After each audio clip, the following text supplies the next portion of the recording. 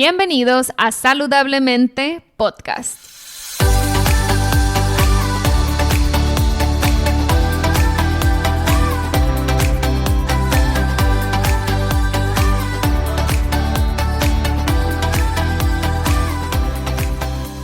Mi nombre es Siria Velarde y soy Health Coach. Después de más de 10 años con problemas de salud derivados de una enfermedad autoinmune llamada Hashimoto's, finalmente pude recuperar mi salud. En mi recorrido entendí que la alimentación es una herramienta poderosísima para sanar el cuerpo, pero también entendí que no solo somos lo que comemos, sino también lo que pensamos y sentimos. En este podcast te compartiré en cada episodio las técnicas y herramientas que utilicé durante mi proceso de sanación. También buscaré traerte testimonios de personas inspiradoras que lograron cosas impresionantes en sus vidas. Sin más, empezamos. Hola, ¿cómo están? Un gusto estar por acá de nuevo. Después de una semana sin escucharnos, no salió episodio la semana pasada. Para los que aún no sepan, porque no me siguen en Instagram, acabo de hacer el anuncio, pero fue por Instagram y lo quiero dejar también por aquí, que el podcast va a cambiar su frecuencia en las publicaciones. Vamos a estar publicando una semana sí y una semana no.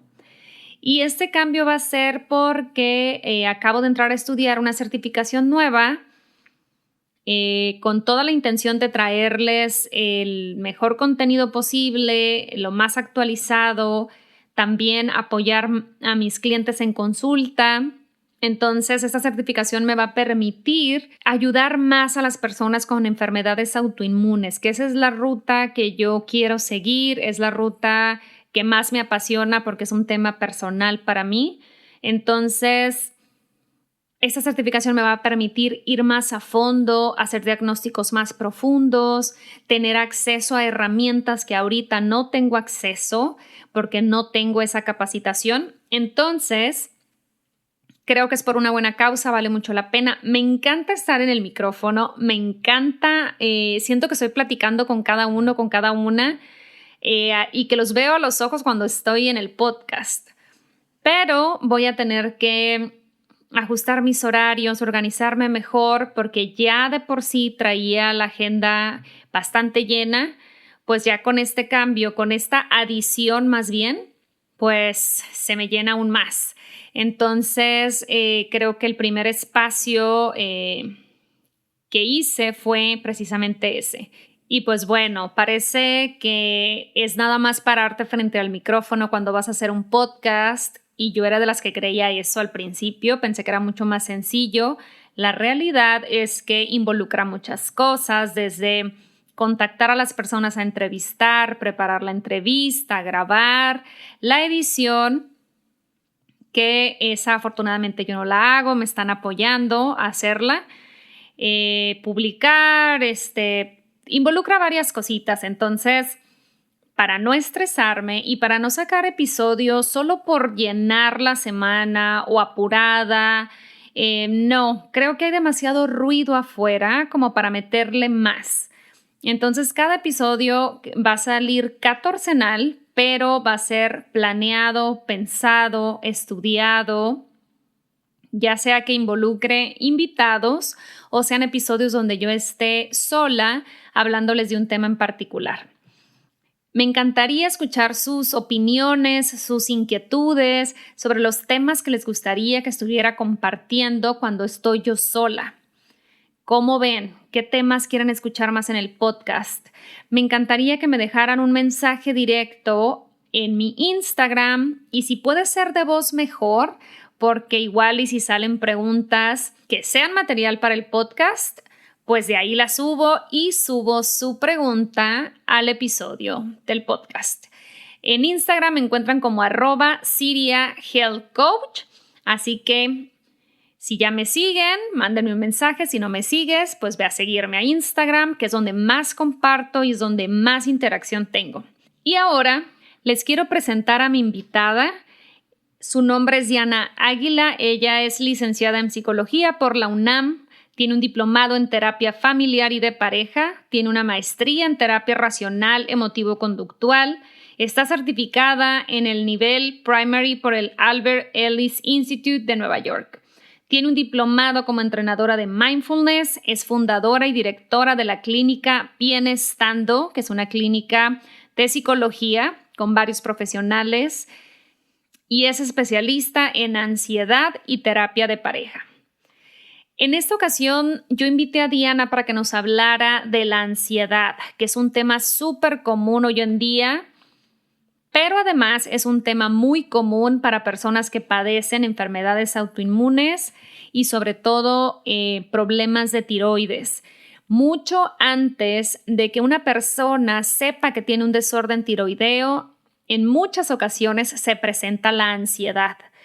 Yo he tenido varios casos donde el síntoma principal o el problema principal ha sido la ansiedad. Y lamentablemente a esa persona se le dan ansiolíticos o antidepresivos sin hacer un diagnóstico integral donde se pida revisar su tiroides, así de simple. Diana en la entrevista nos explica los diferentes matices de la ansiedad, cómo se presenta. No solo sufre de ansiedad la persona que tiene ya el ataque de pánico o la persona que está deprimida, sino que hay diferentes tonalidades y que uno se va acostumbrando y terminas creyendo que esa es tu personalidad o tu forma de ser. Así eres tú y no hay nada que hacerle, cuando en realidad estás atravesando por un trastorno de ansiedad, a lo mejor muy ligero, pero ya está abriéndose camino. Los casos más comunes de ansiedad que veo son las personas que traen un cuadro de hipotiroidismo subclínico.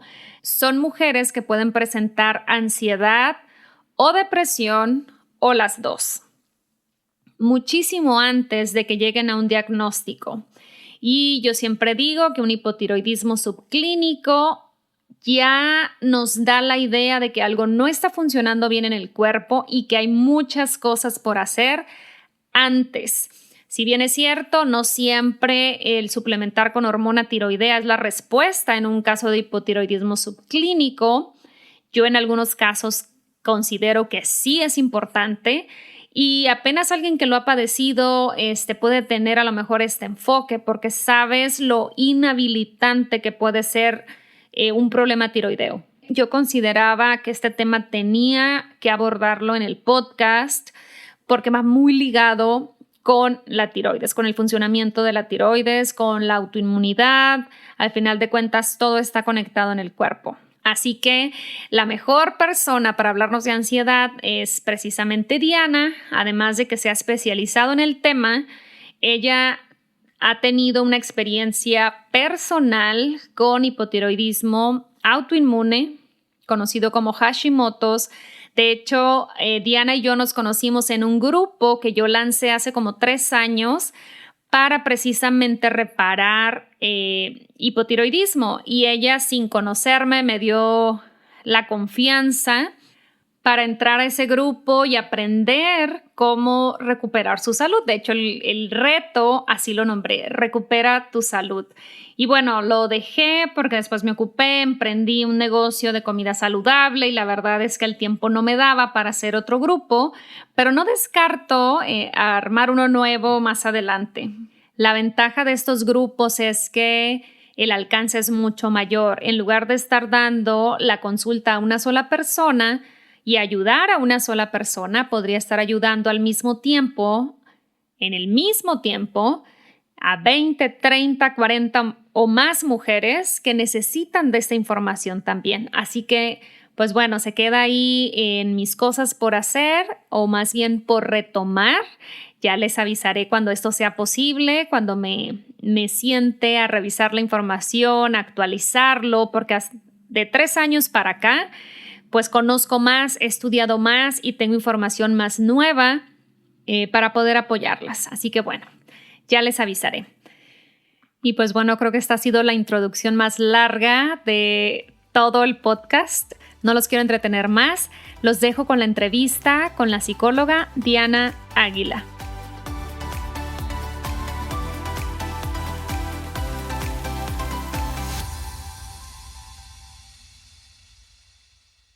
Listo, ok. Hola, hola, bienvenidos a Saludablemente Podcast. En esta ocasión tenemos a Diana Águila. Estoy súper contenta de tenerte aquí. Diana, ¿cómo estás? Súper emocionada de platicar contigo, querida Siria. Platícanos, Diana, ¿qué haces ahorita y en qué consiste el tipo de terapia que tú llevas a cabo? Claro que sí, con mucho gusto. Mira, yo estudié psicología, soy egresada de la UNAM. Terminando la carrera, hice una estancia de un par de años en la clínica de la facultad, porque cuando alguien estudia psicología, termina sabiendo un poquito de todo con respecto al funcionamiento psicológico de las personas, pero no lo suficiente como para abordar un caso como tal.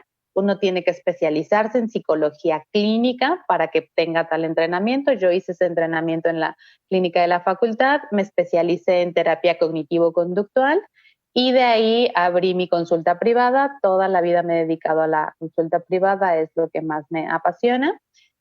Posteriormente hice un diplomado en terapia familiar y de pareja porque noté que eran áreas recurrentes de temas de trabajo en terapia.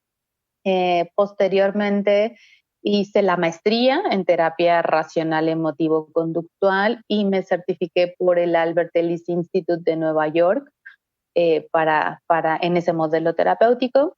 Y lo último que hice fue entrenarme en terapias de tercera generación, en mindfulness, como entrenadora y facilitadora para apoyar a la gente en su práctica de mindfulness. Entonces, esa es básicamente mi experiencia. Desde hace 7 años me vi en la necesidad de armar mi propio equipo para apoyo en la consulta y pues actualmente es una clínica en donde colaboramos 8, 9 psicólogos. Fue fundada hace 7 años de la mano de mi socia, la doctora Nelly Flores, y pues damos servicios psicológicos a todas las poblaciones, niños, adolescentes, adultos, parejas, neuropsicología y con el enfoque de terapia basada en evidencia científica. Nosotros todos somos terapeutas cognitivo-conductuales. La terapia cognitivo-conductual es una terapia que plantea que lo que nos afecta en la vida, lo que nos perturba en la vida, más allá de lo que nos pasa, es la manera de interpretar, de entender, de significar aquello que nos pasa. O sea, básicamente nuestro material de trabajo son los pensamientos de las personas, cómo estos afectan y predisponen a estados de ánimo intensos y duraderos que son poco saludables y se mantienen en el tiempo, y cómo ese estado de ánimo nos condiciona a actuar de manera poco eficaz frente a la realidad, de manera no adaptativa y no resolutiva, y cómo este circuito, cuando no se administra voluntariamente, pues nos aleja de nuestros objetivos más vitales y eso refuerza el círculo vicioso. Entonces, nuestra idea es pues identificar cómo los pacientes están funcionando para hacer ajustes en variables, pueden ser cognitivas, emotivas o conductuales, para detener ese círculo vicioso y construir un nuevo estilo de respuesta, o sea, identificar esos errores de pensamiento, construir un pensamiento más flexible, más útil, que describa mejor la realidad, que nos lleve a sentirnos muchísimo más en armonía con nuestras emociones, o sea, con emociones más reguladas, menos intensas, menos duraderas, que nos permitan seguir pensando. Y sobre todo, la meta final es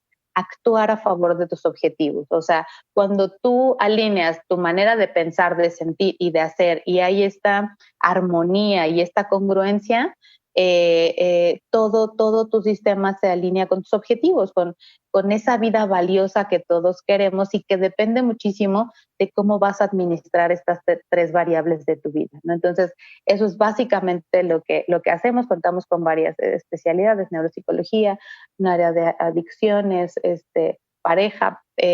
Lo más importante para nosotros es poner al alcance de las personas tecnología de cambio basada en evidencia y que les permita sostener los beneficios del proceso a largo plazo. Es decir, Contamos con un modelo clínico único en el país, que es una conceptualización que nos permite abordar el problema psicológico en 3 niveles. O sea, al principio trabajamos mayormente con los síntomas del paciente, o sea, los problemas presentes, manifiestos que trae, sabiendo que es una capa de la cebolla del funcionamiento del paciente, o sea, sabiendo que esto está sostenido por un equilibrio patológico que es más profundo. Entonces, el primer nivel de intervención se centra en detener el desgaste que el paciente trae, porque regularmente llegamos a consultas psicológicas ya muy desgastados, o sea, de como que ir al psicólogo ya es la última opción. A ver, Sí.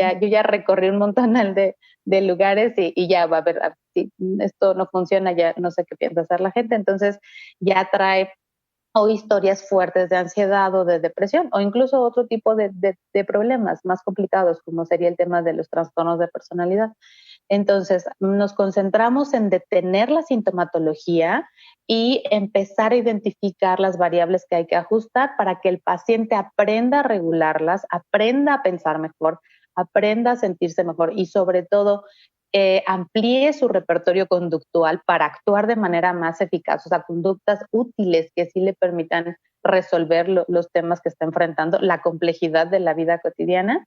Y una vez que el paciente tiene este automanejo, pues entonces sí pasamos al segundo nivel de intervención en donde nos queremos enterar de dónde vienen estos síntomas, ¿no? ¿Cuáles son estos esquemas más profundos, esta historia de aprendizaje que condicionó que el paciente presentara esta situación? Y pues ahí no hay de otra más que ir a la historia de aprendizaje familiar, variables de temperamento, o sea, sí la carga biológica que ya traemos, pero más allá de eso, las variables familiares, la historia del apego, cómo el paciente aprendió a ser querido, y ahí el error principal, el más frecuente, es la condición del apego al desempeño, ¿no? O sea, te quiero porque te portas bien y porque haces esto, y bueno, eso genera todo un sistema de equilibrio patológico que se mantiene a lo largo de la vida, que jamás se cuestiona y que eventualmente va a dar síntomas en la adultez, porque pues sabemos que no funciona así la vida, ¿no? Entonces se revisa esa parte.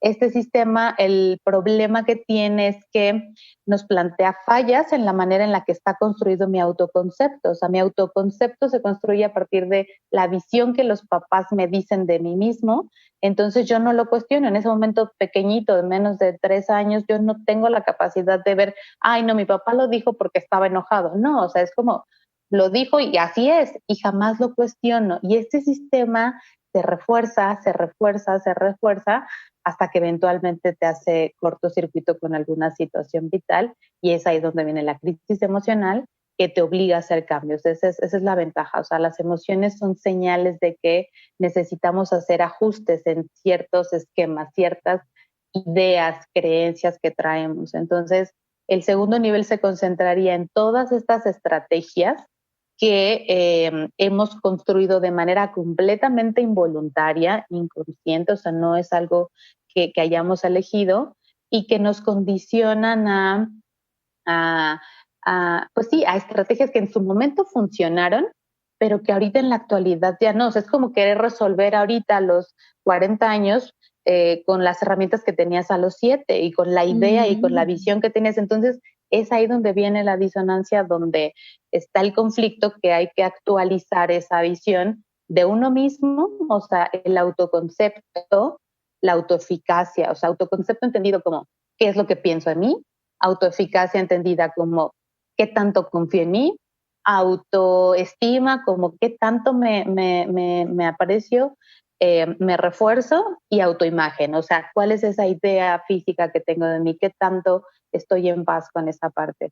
Y de ahí, pues, todo el aprendizaje que yo he tenido en la vida y que a veces funciona y a veces no. Entonces, ese sería el segundo nivel de intervención. Y finalmente, una vez que el paciente reestructura esa imagen de sí mismo, reestructura esa idea que tiene de los demás, porque la imagen de mí mismo me condiciona a cómo veo a los demás. O sea, si yo Total. me veo a mí mismo como débil, es muy probable que vea a los demás como muy fuertes o muy capaces. Y es muy Tiranos probable que incluso. vea como la vida. Sí, exacto. y es probable que eso me lleve a concluir que la vida es difícil. Entonces yo voy ahí con esa filosofía y la bronca es que el sistema cognitivo tiene mecanismos de profecía autocumplida muy definidos. O sea, haz de cuenta que el sistema cognitivo yo lo podría equiparar como el genoma humano. O sea, así como el genoma determina tu altura, tus células en el hígado, tu color de ojos, o sea, toda la parte física, biológica, este autoesquema, la manera en la que está configurado tu sistema cognitivo va a determinar la imagen que tengas de ti, cómo vas a ver la vida, cómo te vas a relacionar, las parejas, o sea, un montonal de aprendizajes bien, bien determinantes en la vida. Entonces, una vez que ese sistema se reestructura, lo que hay que hacer es desarrollar un estilo de vida autoconstructivo en el que el paciente esté más orientado hacia su propia estrategia de realización personal, porque eso es lo que más lo va a alejar de la patología, de las ansiedades, de las depresiones. Entonces, si no estás en un proceso que te permita llevarte a ese nivel de conciencia en donde tú solo diriges tu proceso de desarrollo personal, lo más probable es que regreses a esos esquemas viejos. Entonces, súper importante esta parte preventiva. Una vez que ya corregimos la sintomatología, solucionamos el problema de fondo, ahora vamos a estimular este proceso de autodesarrollo que sea sustentable en el tiempo y que se pueda adaptar a las distintas circunstancias que vas a enfrentar, porque pues la vida es compleja. Y eso te permite ser tu propio terapeuta y seguir creciendo con este sentido. ¿Para qué? Pues para que te alejes de la patología cada vez más, ¿no? Entonces, eso es básicamente lo que hacemos en Bienestando. Excelente. Bienestando se llama la clínica. Voy a poner las Sí. notas, en las notas del episodio, la liga, donde encontrar la clínica y que conozcan un poquito más de lo que hacen. Diana, cuando platicamos contigo sobre la entrevista, cuando platiqué contigo sobre la entrevista, acordamos que el tema, tú lo propusiste incluso, fuera la ansiedad y me hizo clic inmediatamente. Me encantó el tema porque en lo personal la he vivido de cerca por mi mamá que ha batallado con temas de ansiedad por ya varios años. Y también lo veo, pues no voy a decir que no me ha pasado, porque también me ha pasado.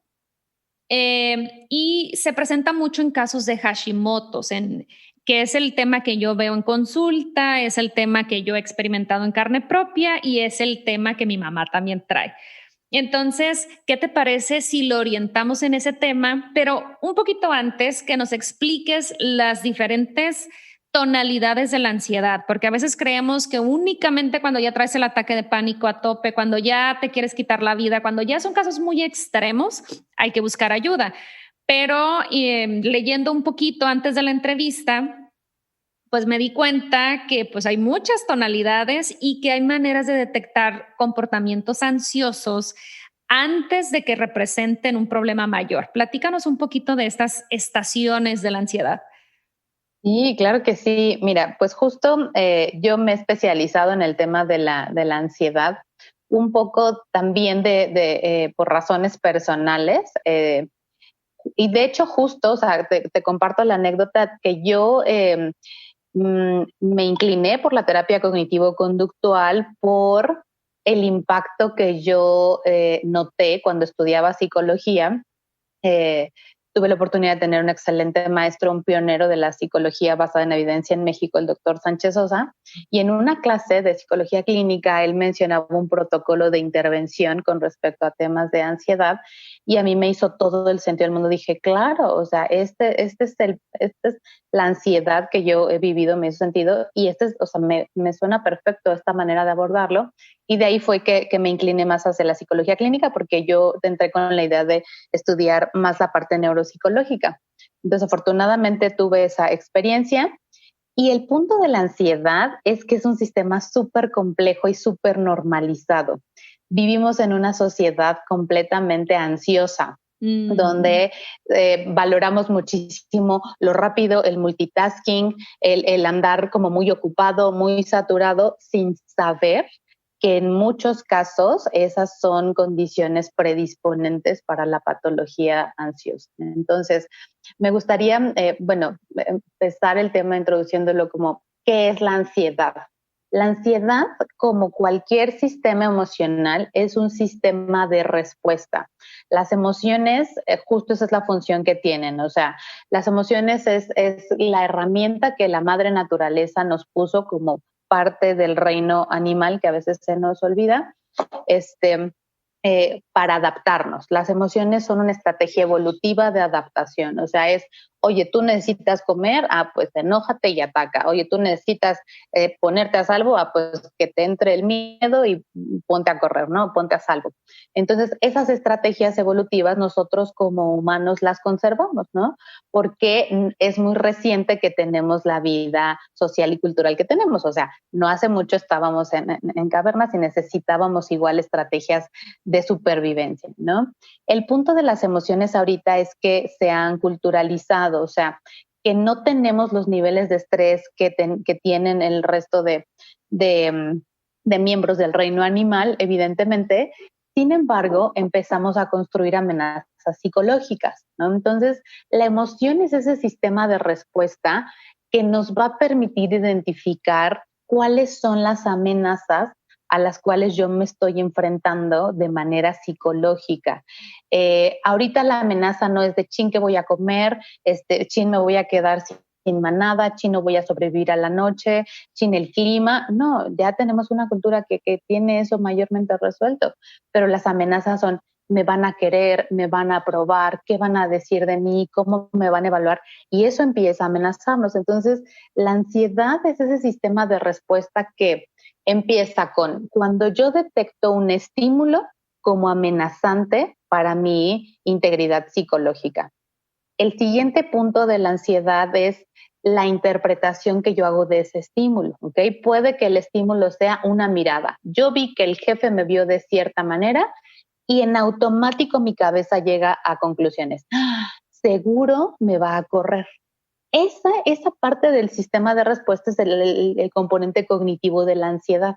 La ansiedad tiene ciertos pensamientos. Si le pasamos el micrófono a la vocecita de la ansiedad tiene ya un discurso muy practicado y es todo el contenido de pensamiento que nos predispone a la ansiedad. Son pensamientos muy catastróficos, muy autorreferenciados, muy centrados en aspectos negativos, muy adelantados en el tiempo hacia el futuro, muy interpretados en función de mí, o sea, como que tiendo a ponerme el saco. Son cierto tipo de pensamientos que se llaman distorsiones cognitivas, que son errores de pensamiento. ¿Por qué? Porque no tienen evidencia, o sea, como que violan las leyes de la lógica. Se saltan, o sea, llegamos a conclusiones con premisas falsas, o sea, en realidad son pensamientos que carecen de lógica, básicamente, por eso se llaman distorsiones, pero están muy normalizados, desafortunadamente. Ese sería el segundo componente. El tercer componente es la respuesta fisiológica y es ahí donde la mayor parte de la gente piensa que eso es la ansiedad.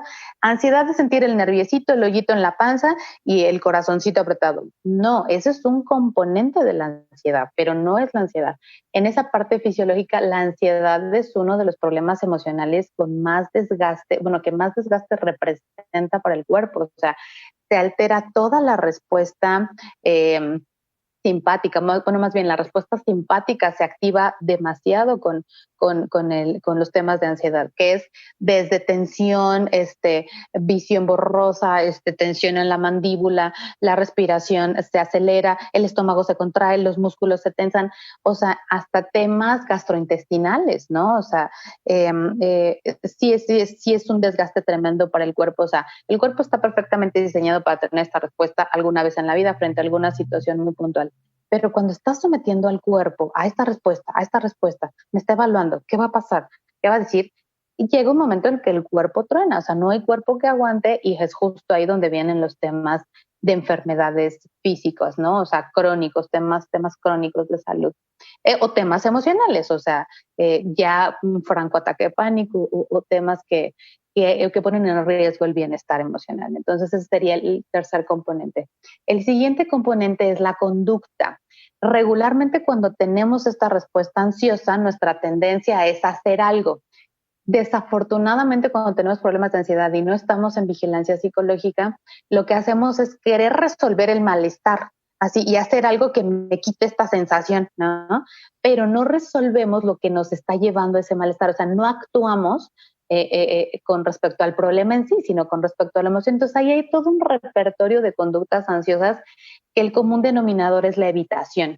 Evitar situaciones que me pongan en esto que yo estoy interpretando como riesgo, como amenaza. Entonces, ahí en la conducta ansiosa, o sea, tú puedes ver a alguien que está muy tranquilo y está en una fiesta, pero está ahí como en la puerta y dices, bueno, esa es una persona, ahí está muy tranquilo, ¿no? No se le ve la ansiedad, pero muy probablemente por dentro esa persona esté muy insegura, sintiendo mucha tensión, evitando el contacto social, porque hablando de ansiedad, o sea, desde la fobia social, el ataque de pánico, la ansiedad generalizada, o sea, muchos tipos de ansiedad. Entonces, la conducta es un componente clave en el mantenimiento de la ansiedad. Y regularmente cuando hablamos de ansiedad clínica, pues hablamos de conductas evitativas, ¿no? La tendencia es evitar, ¿no? Evitar situaciones que me expongan, que me confronten, evitar decir que no, muchos temas.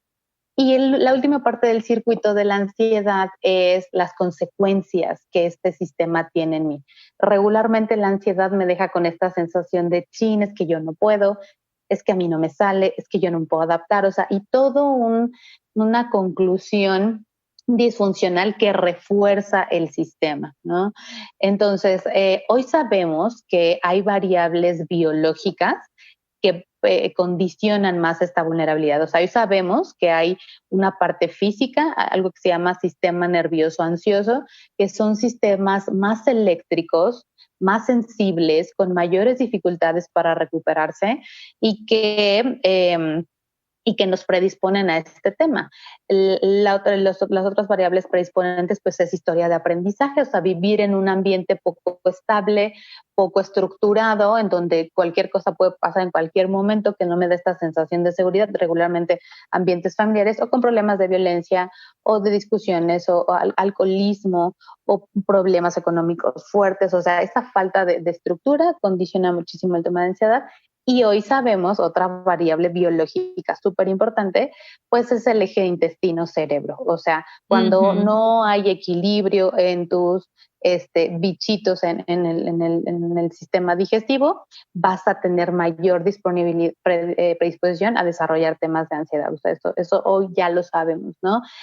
Ahora, ¿cuál es la ventaja? Que estas variables se retroalimentan. Cuando tú haces un ajuste, o sea, empiezas a ajustar el pensamiento, todo lo demás también se empieza a ajustar. Entonces, haciendo cambios, por ejemplo, yo personalmente noté diferencias espectaculares en niveles de ansiedad cuando dejé de consumir azúcar, gluten y lácteos, ¿no? Entonces, Súper. ahí es donde vemos cómo las variables biológicas contribuyen a este estado de bienestar integral. Entonces, la intervención de la ansiedad tendría que incluir estas variables biológicas.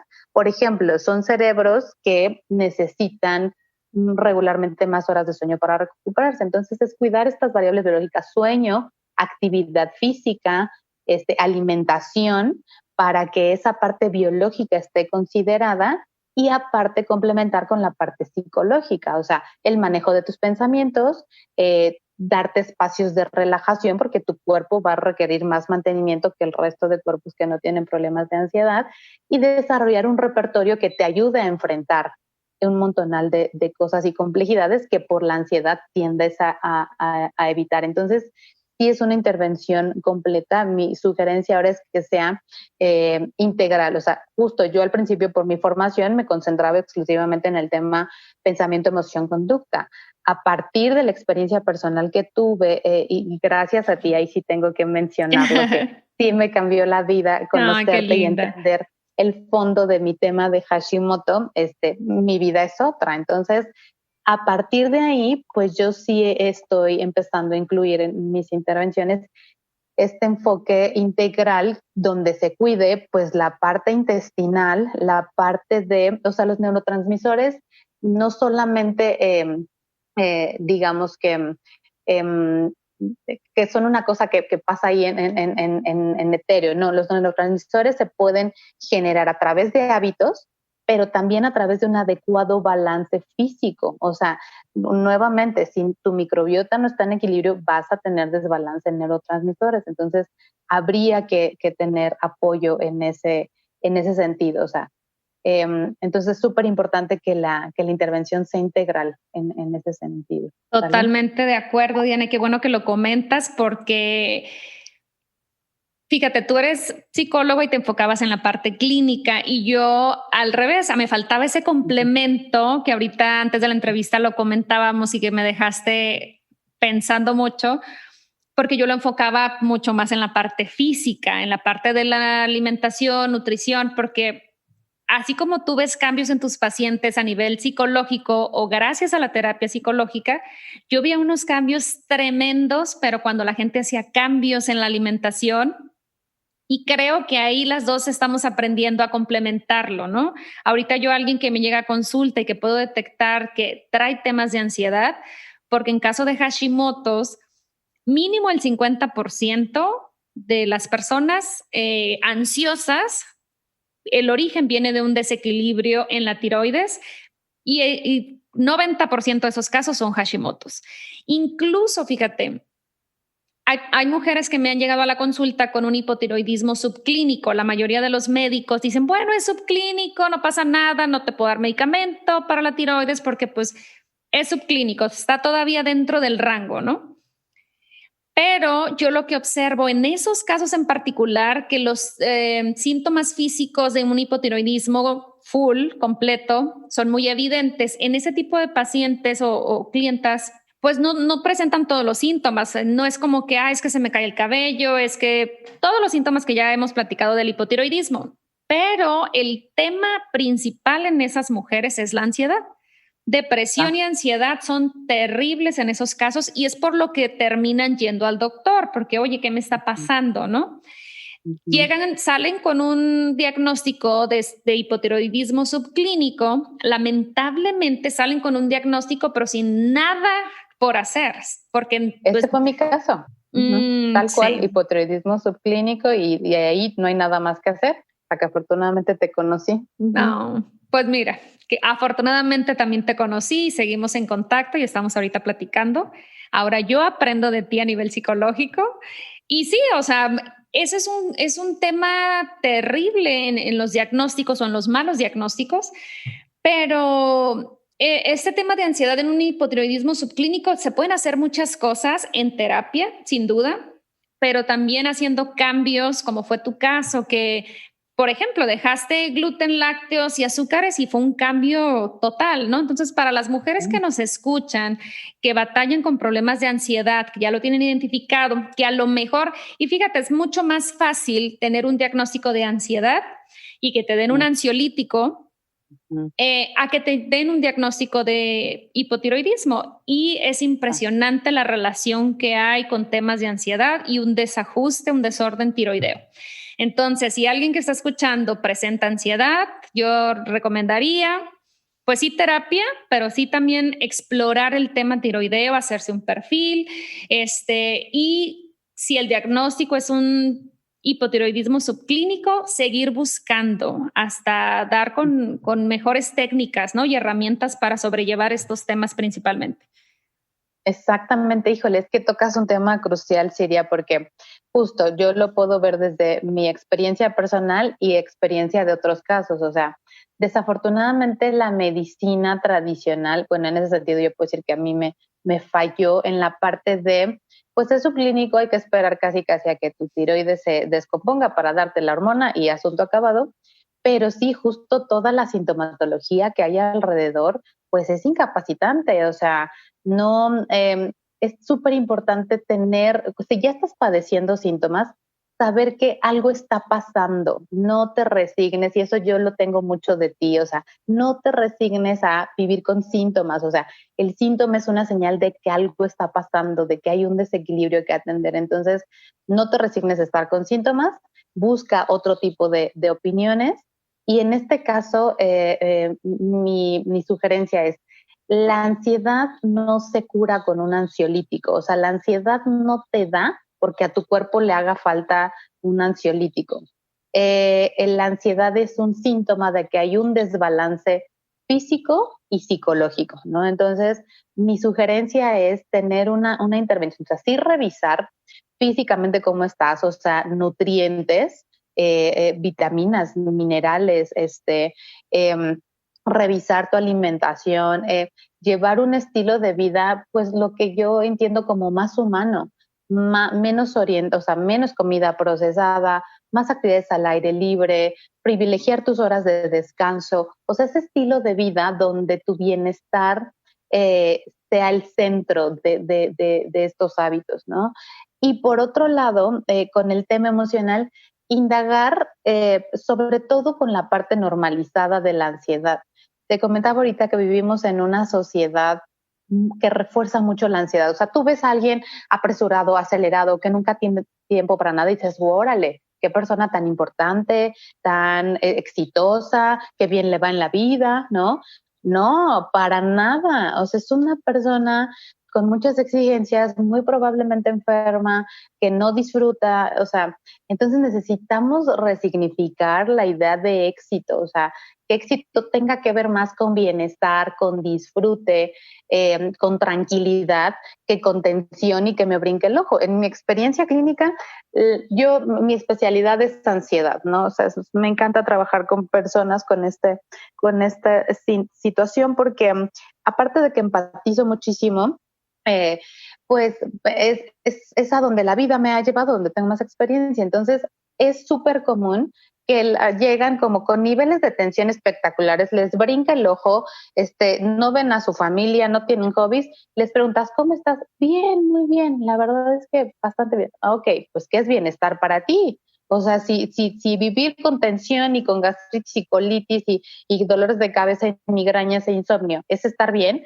híjole, pues necesitamos primero revisar tu concepto de bienestar. Entonces, súper importante que si ya están identificando síntomas, tomen cartas en el asunto. O sea, es súper importante que los pacientes se hagan cargo de su propio bienestar y que busquen este enfoque que les permita atender ambas cosas. La ansiedad se va a beneficiar mucho de un cambio de estilo de vida saludable, muchísimo, donde una comida densa en nutrientes, actividad física, sueño, apoyar con alguna suplementación, pero también la parte emocional, o sea, ciertos hábitos de pensamiento, de conducta, respuestas muy automáticas que ya nos condicionaron y que ya reforzaron este sistema. Entonces, sí, el cuerpo está diseñado para vivir en armonía, o sea, tiende a la sanación. Todo lo que hace, todos los síntomas que nos da, es porque está haciendo esfuerzos por estar bien.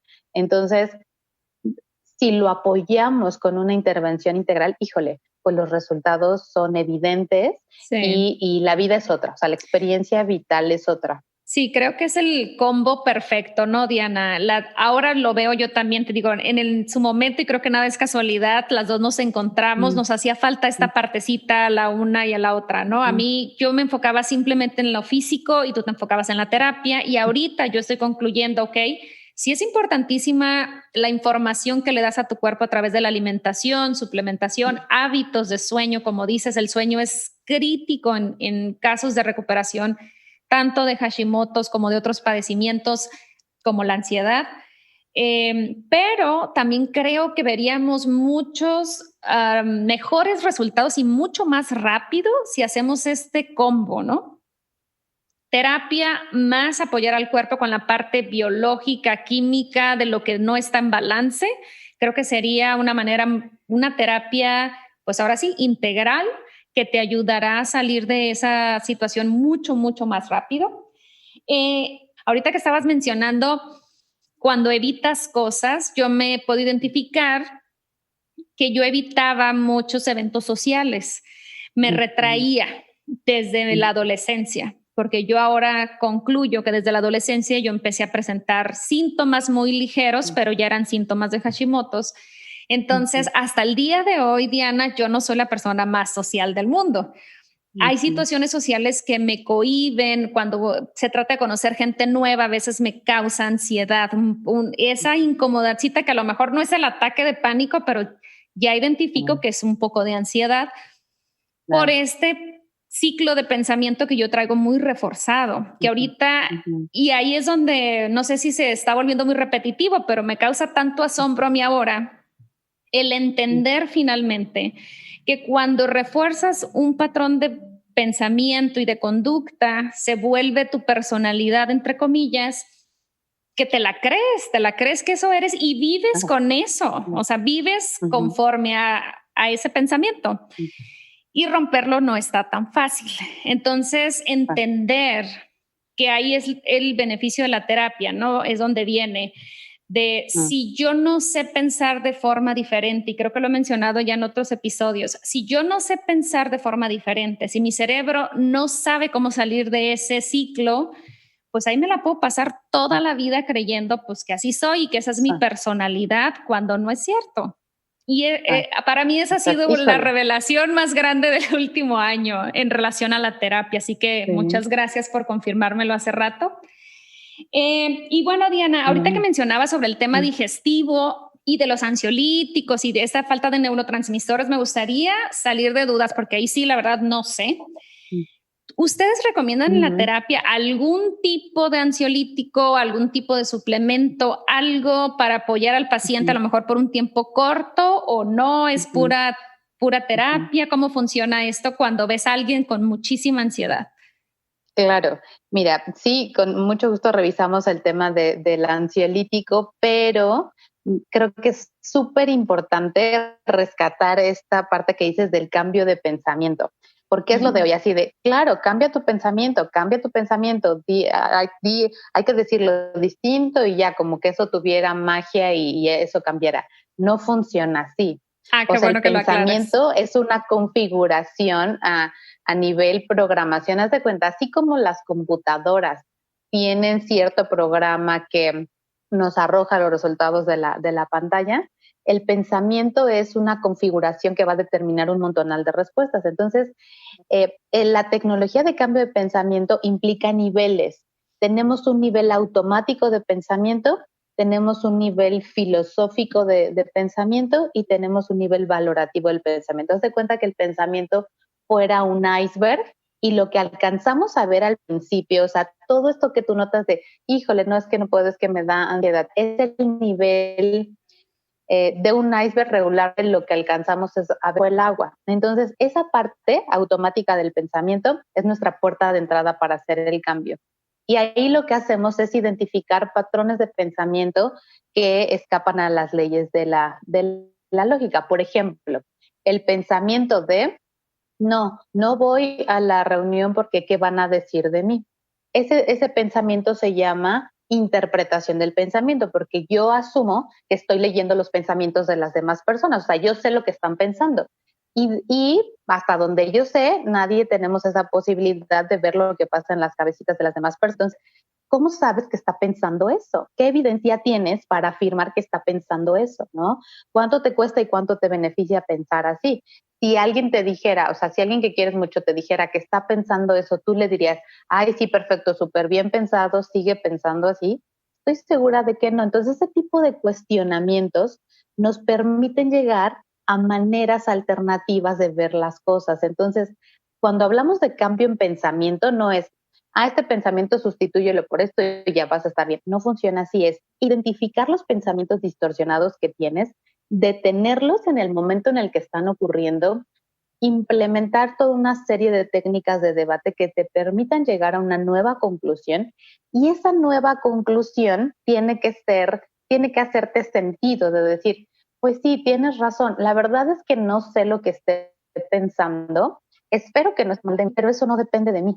Y ese pensamiento te empieza a hacer sentido y la ventaja es que ese pensamiento lo puedes llevar a la práctica.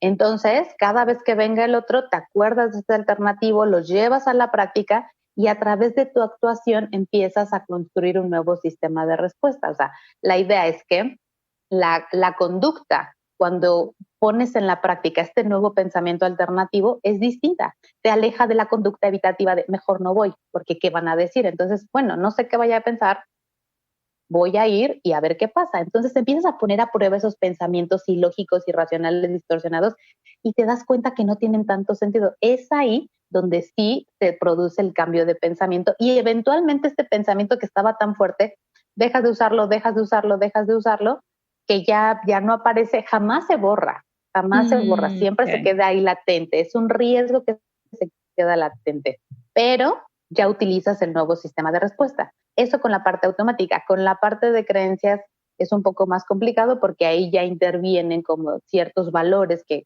tú encarnas, pero es un proceso parecido. Entonces, lo importante es contar con tecnología que sí nos permita construir un sistema saludable, un sistema cognitivo de pensamiento.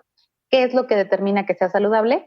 Que describa la realidad tal cual es. O sea, que nos permita ver la vida tal cual es y no con los sesgos y telarañas que regularmente tenemos por aprendizajes mal hechos en la infancia, ¿no? Entonces, eso creo que es súper importante, esa parte del trabajo, porque no es échale ganas, no es, ya créetela, no, es, tengo todo un sistema ahí enramado, enraizado, telarañas, que no es de que ya me lo quito, o sea, no es un sombrero que uno se pone, o sea, no, es todo un sistema. Entonces es importante intervenir de esta manera. Poco ese sistema automático pierde fuerza, ¿vale? Pero sí requiere práctica y constancia de parte del paciente, pero sí se puede, o sea, sí se puede cambiar a voluntad de ese sistema para que deje de ser un impedimento. Ahora, con el tema de los ansiolíticos, los únicos autorizados para hacer receta de medicamento con efecto psiquiátrico son los psiquiatras, o sea, son los médicos especialistas en trastornos emocionales, ¿no? Entonces, como psicólogos, lo que tenemos es una formación básica de farmacología, pero no estamos capacitados para indicar cuál es el mejor ansiolítico para el paciente. En mi experiencia con la medicación, sí hay casos que requieren el manejo farmacológico por el nivel de desgaste que tiene el sistema nervioso. Casos con una ansiedad crónica, donde ya te parte en dos la vida, no duermes, estás muy rumiativo, la obsesividad no te deja, ya el desgaste físico es tremendo, tu salud está en riesgo, ahí por supuesto que hay que apoyar al cuerpo, como reiniciarlo, resetearlo con esta parte de neurotransmisores, pero no tanto a nivel intestinal, sino a nivel central, a nivel sistema nervioso central, para que el paciente se pueda recuperar, porque si eso no ocurre, no tenemos las condiciones, el tono cortical necesario para hacer el trabajo. O sea, es un sistema muy intoxicado por los tóxicos que secreta cuando estamos bajo el estado de ansiedad. Entonces, sí hay que apoyarlo de manera física. O sea, ahí por más que el paciente quiera y sea la mejor terapia, no va a haber beneficio porque el sistema está completamente intoxicado. Esos son los casos en los que sí recomiendo el ansiolítico. Ahora, la mayoría de los casos no están en ese estado. No, yo no estoy para nada de acuerdo que vas al médico, no estás pudiendo dormir, tómate esto y duerme. No es el manejo. Por ejemplo, en la terapia, hablando eso en la parte de la terapia, la primer parte de evaluación, nos enfocamos muchísimo en evaluar el estadio de cambio del paciente, porque no todos los pacientes están listos para hacer cambios. O sea, hoy sabemos que hay etapas que hay que revisar para identificar en qué etapa está el paciente, o está precontemplando el cambio, o está contemplando el cambio, o ya está en la determinación, y dependiendo de ese estadio de cambio, la terapia tendría que ajustarse.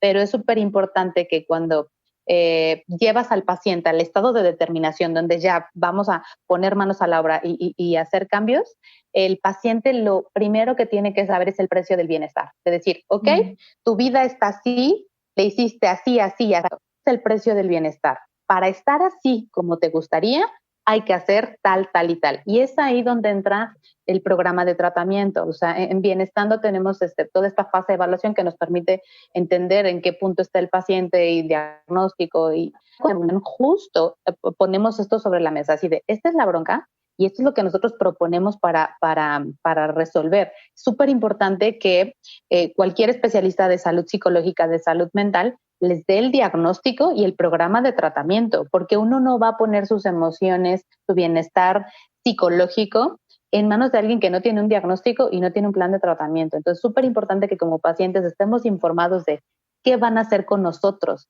qué vamos a cambiar, qué cómo, esperar, cuándo, qué se espera de la terapia, cuánto tiempo, o sea, no hay un tiempo específico, pero sí un tiempo estimado. Y la idea no es estar en terapia 20 años, o sea, la idea es ir, aprender a administrar mis procesos psicológicos para que yo pueda aplicarlos solito en la vida cotidiana. O sea, la terapia tendría que hacerte cada vez más autónomo, no cada vez más dependiente. O sea, que tú vayas desarrollando habilidades para que tú las apliques en la vida cotidiana. Entonces, esa parte es súper importante, o sea, que el paciente esté consciente del precio del bienestar para que él evalúe si está dispuesto o no. ¿Por qué? Porque el cambio es fuerte, o sea, sí, tú lo decías, la alimentación, claro que es difícil, pues hablando en el tema emocional es completamente complicado. ¿Por qué? Porque vamos en contra de lo que nos enseñaron en casa, de lo que la sociedad dicta, de en contra de nosotros mismos. O sea, finalmente tenemos 20, 30, 40, 50 años funcionando así. Ya nos es familiar, no nos cuesta ningún esfuerzo, no tenemos que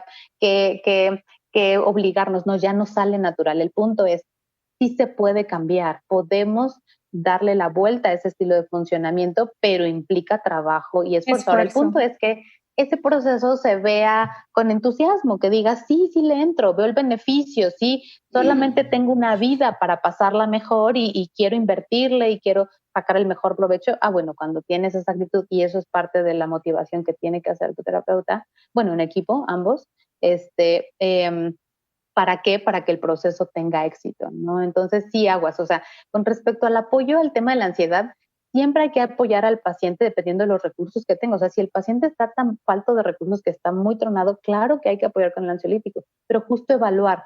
Por ejemplo, lo que sí puedes recomendar es, no sé, el consumo de ciertos alimentos, no sé, el clásico tecito, cuestiones de higiene de sueño para apoyar el sueño, o sea, no sé, pero la parte de medicación solamente un psiquiatra calificado que le dé seguimiento al caso, y lo ideal es que esté en contacto con el terapeuta, que sea algo ¿no? O sea, que una se haga terapia en equipo para tomar las conjunto. decisiones. Eso es Sí, clave, sí, sí, hacer equipo con otros especialistas sí. y apoyar al paciente de manera integral. Sí, y de hecho quiero hacer un paréntesis, Diana, de no porque estemos hablando del ansiolítico y que en algunos casos sea necesario y ya todo el mundo diga, ay, no, es que yo sí lo necesito, porque no, o sea, como tú dijiste hace un momento, son contados los casos que van a requerir la intervención del ansiolítico porque ya son inhabilitantes, son casos inhabilitantes. No funcionas en la vida sin el ansiolítico, y también recalcar que es de forma temporal en lo que haces el resto del trabajo, ¿no? ¿Qué terapias o técnicas adicionales a la psicología clínica tú recomiendas como apoyo para el paciente? Claro, de la mano de la intervención integral que ya veíamos, de súper importante que un paciente con ansiedad tenga un buen estilo de vida saludable, que incluya alimentación, actividad física. El movimiento es básico, o sea, maneras de canalizar el estrés, y el sueño. Yo agregaría ahí una actividad recreativa, algo que el paciente haga por el puro gusto de hacerlo, que no tenga nada que ver con sus actividades laborales y que le permita desconectarse. Yo lo incluiría. Y ya aparte del trabajo con los pensamientos, la respuesta fisiológica y el repertorio conductual, hoy sabemos que el mindfulness es una estrategia completamente al alcance de todos y que tiene efectos en el manejo de la ansiedad espectacular. O sea, hay investigación que nos hace pensar que el mindfulness es la medicina del futuro. O sea, el hecho aparentemente inofensivo de tener una práctica de meditación formal e informal, que diario, 3 minutos, 5 minutos, 15 minutos, el tiempo que te sea posible, sentarte a tener una práctica mindfulness, que es meditación laica. El ejercicio es muy sencillo, es tener un espacio en donde te puedas sentar, y mayormente libre de interrupciones, con la espalda derecha y los ojos entrecerrados, con un poquito de luz que entre. Concentrar tu atención en la respiración. Eso es todo el entrenamiento, eso es lo único que hay que hacer, y tiene efectos a nivel de bienestar, a nivel de ansiedad, salud. Incluso hay investigación súper interesante. A mí, quien me entrenó, el maestro Eric López, hace investigación en UCLA con justo marcadores de inflamación siria. Oh, Entonces, wow. tiene efectos. Creo que su población es personas con lupus, y tiene efectos la meditación en la disminución de los marcadores de inflamación. Entonces, es una herramienta de súper fácil acceso. Ahorita hay un montonal de aplicaciones. Yo recomiendo una que se llama El Mindfulness, que está ahí en la tienda de aplicaciones, y es simplemente tener esta práctica de meditación diario, idealmente que te guíe a alguien que tenga experiencia para que te facilite el proceso, y vas a ver la diferencia. O sea, es algo que todos podemos hacer diario, desde 3 minutos hasta 15 minutos. Yo idealmente lo que recomiendo es media hora para tener el mayor efecto benéfico, pero de verdad si lo haces 3 minutos vas a empezar a ver diferencia. Entonces, es una herramienta que yo recomiendo a todos mis pacientes que ya tienen el manejo básico de la ansiedad. Con esta herramienta nos permite mantener la respuesta positiva a largo plazo y reforzar ese nuevo estilo de vida antiansiedad que es tan importante establecer para que la ansiedad deje de ser una piedra en el zapato y que empiece a ser una mejor amiga con la que nos llevamos mejor, en el sentido de que tenemos una comunicación, me pone a salvo, me alerta de cosas, me avisa de cosas, pero ya no con una alarma hiper excesiva, paralizante, sino como con un diálogo muchísimo más amable, como un aliado, ¿no? Que eso tendría que ser todas nuestras emociones, aliadas, formas de identificar por dónde sí y por dónde no. Fíjate que eso te iba a preguntar, Diana, como yo no estoy muy familiarizada con la terapia, apenas la estoy explorando. Sí. Cuando tratas un problema y ya lo replanteas y aprendes a verlo distinto, como no sé cómo exponerlo, si tu mente ya es ansiosa o tiende a la ansiedad, hay manera de que, ok, ya resolví ese tema en particular, lo replanteé, me hice las preguntas correctas y ya mi mente lo procesa de manera distinta. Pero si yo tengo esa tendencia, o no sé si es correcto decirlo, tengo tendencia a ser ansiosa o a estar hipervigilante y viene una situación nueva, ¿la terapia me va a ayudar a esa situación nueva a procesarla distinto? Claro. Ok. O te iba a Claro, decir, sí. o esa situación nueva la voy a tener que ir a tratar a terapia otra vez para replantearla y verla distinto.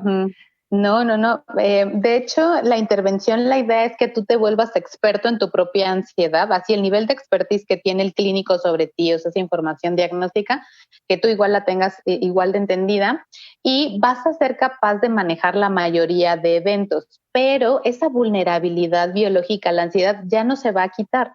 Lo importante es que la conozcas para que aprendas a regularla. Y en la mayoría de los casos vas a poder atenderlos aplicando lo que ya aplicaste en otras situaciones. Sin embargo, a veces sí hay situaciones avasallantes que van a requerir un reajuste, pero el reajuste ya va a ser mínimo, ¿no? O sea, por ejemplo, se me ocurre un ejemplo de una paciente con ansiedad generalizada, remite, está bastante estable, pero de repente tiene una pérdida importante, ¿no? Entonces, es muy probable que la ansiedad se vuelva a disparar porque ese es su tono emotivo, o sea, esa es la manera en que su sistema le hace frente a las crisis, entonces, pues va a presentar la ansiedad, pero la ventaja aquí es que ya tiene herramientas, la idea es que ponga en práctica las herramientas, va a tener mejora, pero si sigue como con cierto desgaste o sin terminar de recuperarse, se retoma la terapia un tiempo breve, o sea, es un reajuste. A mí me ha tocado ajustes de una sesión, paciente viene en crisis, se ajusta algo y ya, o sea, ya no nos volvemos a ver hasta en 6 meses y ya se hace el reajuste necesario para que puedan manejar esa situación, ¿no? Lo importante es que el paciente busque, sepa el apoyo y sobre todo normalicemos el ir a terapia. O sea, el saber que todos vamos a tener dificultades que enfrentar en algún momento de la vida y que no tenemos todas las herramientas y que no pasa nada, que así como vamos al dentista, al gastroenterólogo, al ginecólogo y a nadie le da pena o vergüenza ir a esos especialistas, el psicólogo tendría que ser parte de ese combo de salud. ¿Por qué? Porque nuestras emociones, nuestros pensamientos, nuestras conductas también nos enferman y son parte de nuestro bienestar o malestar. Entonces, normalizar que no pasa nada por tener una consulta psicológica. O sea, esa idea de es para locos, eso es del siglo pasado, es ignorancia pura. O sea, la gente que realmente quiere estar bien, que quiere una vida valiosa, llena de significado y de realización y digna de ser vivida, va a tener que buscar asesoría psicológica en algún momento. ¿Por qué? Porque nadie nos enseña cómo pensar bien, cómo regular nuestras emociones, cómo generar un repertorio conductual eficaz. No son cosas que nos enseñan, nos avientan a la vida. Traes pensamientos, a ver, ahí piensa, traes emociones, pues ahí siente, pero no nos entrenan. Entonces, todo eso es lo que se puede aprender en la terapia, cómo pensar mejor para sentirme mejor y actuar a favor de mí, no ser mi peor enemigo, al contrario, ser mi mejor aliado para construir la vida digna de ser vivida. Súper, me encantó esta última parte, Tiana, y creo que es una excelente forma de cerrar nuestra plática. Creo también eso, yo fui de las ignorantes que pensaba que no necesitaba terapia y ahora sé que todos necesitamos terapia en mayor o menor medida. Y un último huequito que me quedó a mí en lo personal, Diana, cuando hablas de un diagnóstico, los que no estamos familiarizados, ¿en qué tiempo de terapias o cuántas terapias es prudente que tu psicólogo te dé ese diagnóstico o ese programa de tratamiento que vas a seguir?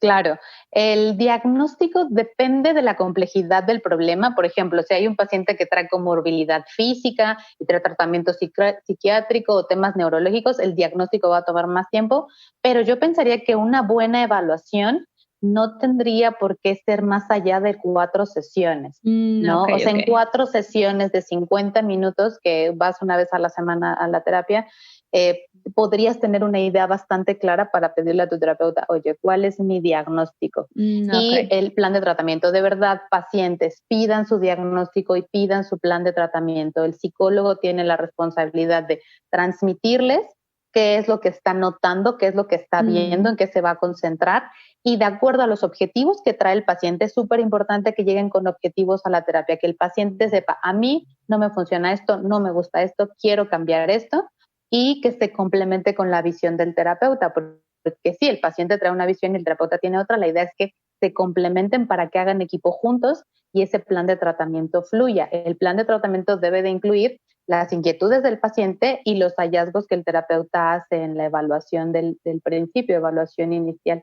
¿Vale? Súper, súper, súper. Uh-huh. Digo, para los que no Uh-huh. tenemos exposición con ese tema, que Uh-huh. sepamos qué esperar en la terapia, porque yo le comentaba Exacto, a Diana al súper inicio importante. de nuestra plática que yo tenía la idea que ir a terapia duraba 20 años. O sea, entonces me dice Diana, no, no, no, me dice, eso es del siglo Uh-huh. pasado, eso ya no tienes que ir a terapia toda la vida para escarbarle ahí a las No, mismas cosas, sino que puedes obtener no. resultados pues mucho más rápido de lo que muchos creemos. Así que gracias a Dios por este tipo de herramientas que nos facilitan Sí. la vida.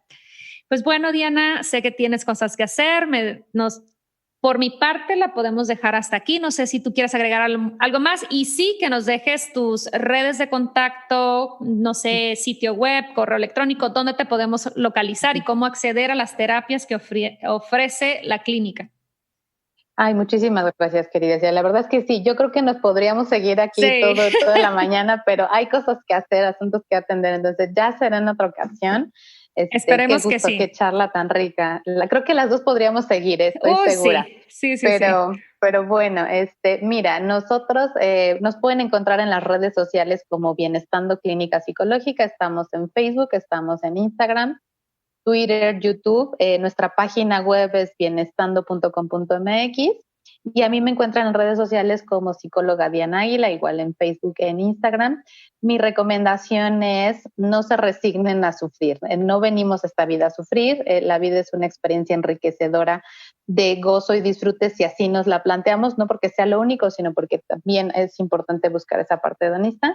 Y piérdanle el miedo a la terapia. Yo sé que hay un montonal de estigmas, un montonal de prejuicios y creencias, pero de verdad, pruébenlo, denle una oportunidad, un mes a un buen terapeuta cognitivo-conductual y van a ver la diferencia. La mayoría de nuestros usuarios se sorprenden con los efectos que pueden llegar a tener y la mayoría efectos inimaginados, o sea, como que ampliamos la idea de visión y de bienestar que tiene la persona. Entonces, yo se los aseguro, no me crean, pruébenlo y van a ver.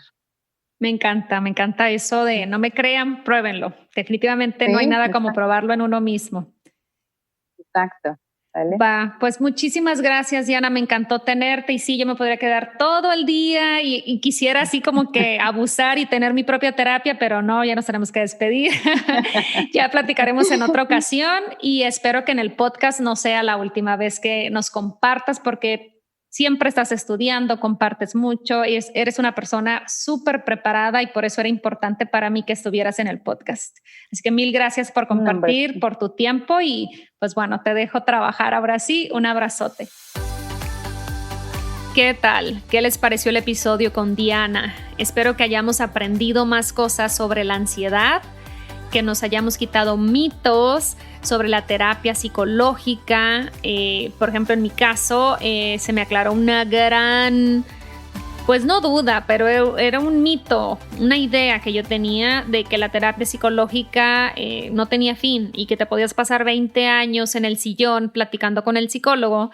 Y Diana me aclaró pues que hay un programa de tratamiento y un tiempo, ¿no? Y me encantó el hecho que mencionara que la intención no es mantener al paciente en terapia toda la vida, sino más bien darle las herramientas para que sea él mismo el que aprenda a lidiar con las situaciones difíciles de la vida. Y eso me encantó porque es algo que yo también comparto y que me gusta en mis sesiones. Yo quiero que mis clientas aprendan a cuidarse y que no dependan de mí toda la vida. Esa no es la intención, que vengan a consulta conmigo cada 2 semanas, cada 3 semanas. No, al final del día cada quien es responsable y tiene todas las herramientas para tomar el control de su vida. Pues bueno, hasta aquí la dejamos. Recuerda que a partir de hoy los episodios serán catorcenales. Suscríbete, dale seguir al programa ya en la plataforma que prefieras, en Spotify, en Apple Podcasts o en cualquier plataforma donde acostumbres a escuchar podcasts. Si no te quieres perder nada de la información que estoy compartiendo, sígueme en Instagram como @SiriaHealthCoach para seguir platicando por allá. Me dará mucho gusto que te pongas en contacto conmigo. Mándame un mensaje directo, los respondo todos. Me encanta cuando me dicen que están escuchando el podcast, que me mencionan un episodio en particular, así que muchísimas gracias. Me sorprende darme cuenta el alcance que tiene el podcast. Me ha contactado gente de Perú, de España, que me dice, y de otros tantos lugares que me dicen que están escuchando el programa, así que yo feliz. Muchísimas gracias por todo lo compartido hasta el día de hoy. Pues bueno, aquí le seguimos, me despido por lo pronto, nos escuchamos en el próximo episodio.